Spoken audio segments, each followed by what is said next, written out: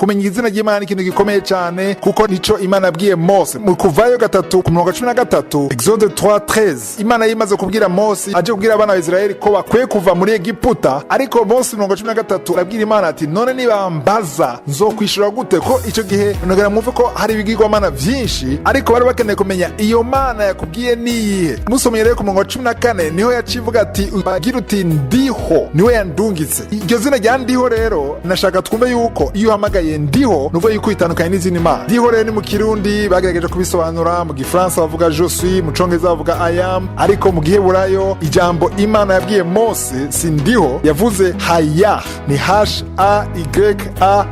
Iyo ijambo ry'Igiheburayo, ariko twese twagisobanuye mu Kirundi dushobora kumva kugira twumve ko turiko turavuga ndiho, nituko turavuga iyindi Mana, ndiko turavuga Imana y'ibigirwamana Bayali canke izindi Mana, ariko tukuvuga ndiho Imana ya Abrahamu, ya Isaka, ya Yakobo. Ngo tubona 15 verse 15 Imana ciye yongera kurabwira ati uzobwira abana ba Israeli iti Imana y'abaso wanyu, Imana ya Abrahamu, Imana ya Isaka, Imana ya Yakobo niyo indungitse. Umurongo wa 15 urangira uvuga ngo iryo niryo zina ryanje pour l'éternité, ibihe bidashira. Nari ngomba kunga umukono Chris kuri iyi mbono no kuri iyi point azanye, uko no kuri kuzima vuze.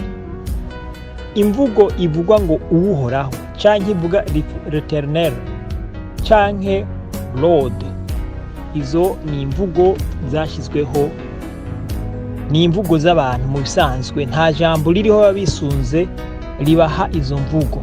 Izina ry'Umuremyi w'ijuru n'isi yiyeretsemo, yitangajemo, mu Kirundi risobanuwe ni ndiho canke nduhoraho. Iryo niryo zina ry'Umuremyi w'ijuru n'isi mu kuri kuzima kudahinyuzwa.